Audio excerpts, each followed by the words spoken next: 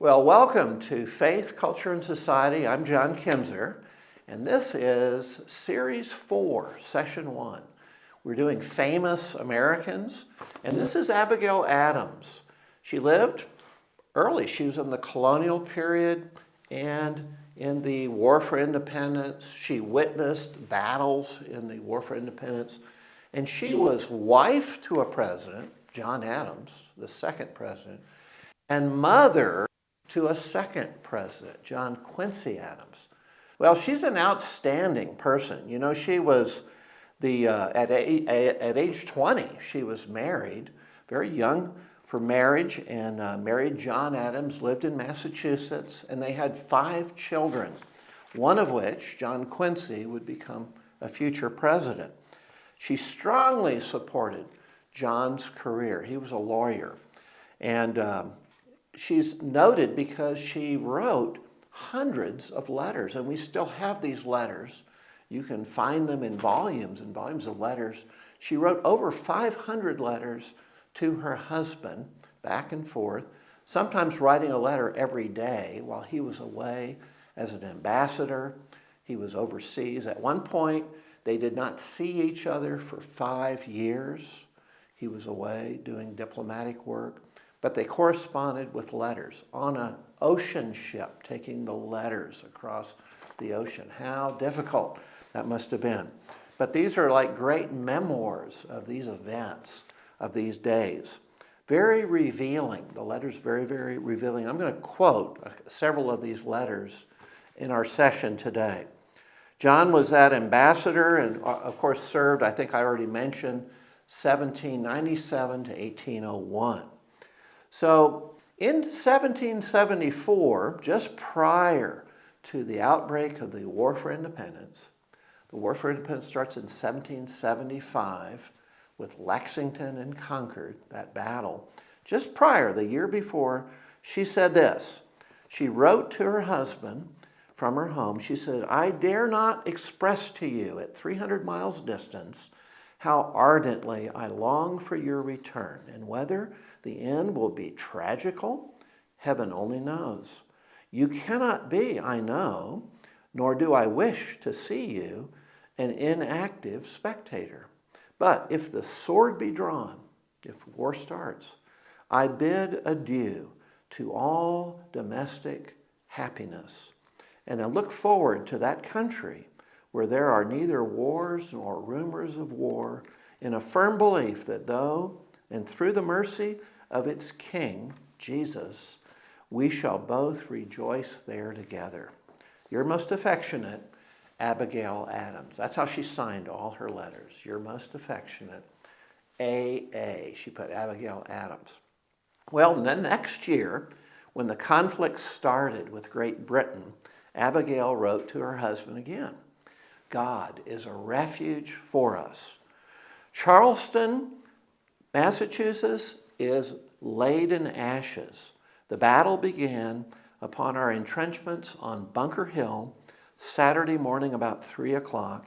It has not ceased yet, and it's now 3 o'clock Sabbath afternoon, Sunday.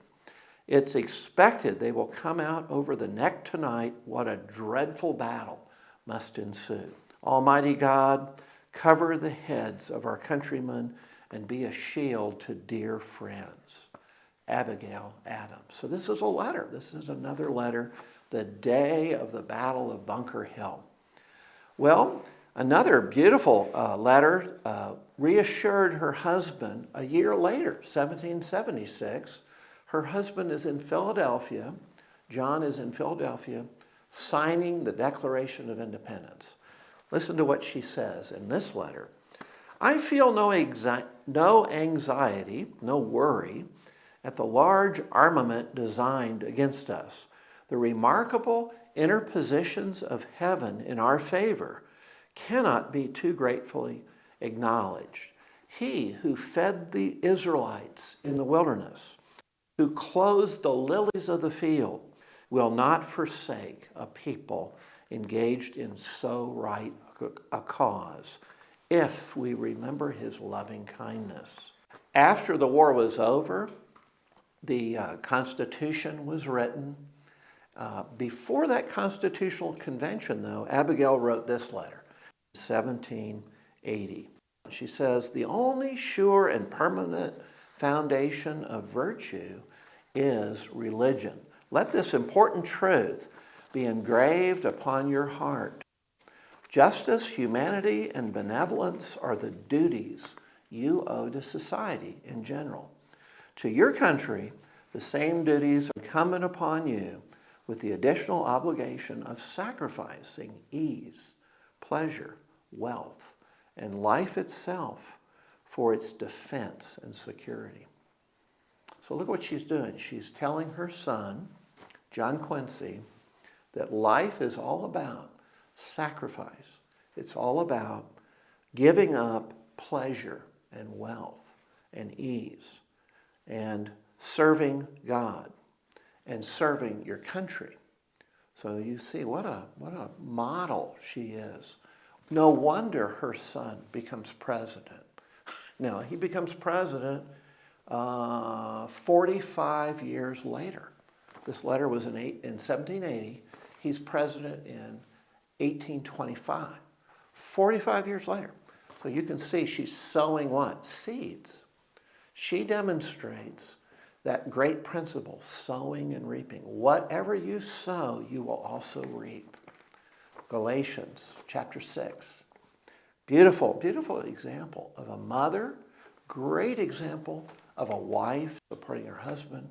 Wonderful example of a woman dedicated in changing the situation because of her faithfulness, being faithful to God, knowing God's faithfulness, and reminding her son, reminding her husband. Now, this last letter that I have here, she writes her husband, John. He's just become president.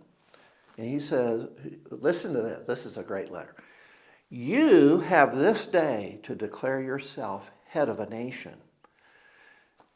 Now note what she says. "And now, O Lord my God, thou hast made thy servant ruler over the people. Give unto him an understanding heart, that he may know how to go out and come in before this great people, that he may discern between good and bad. For who is able to judge so great a people?" Were the words of a royal sovereign, Solomon, and not less applicable to him who is invested with the chief magistracy of a nation, though he wear not a crown nor robes of royalty.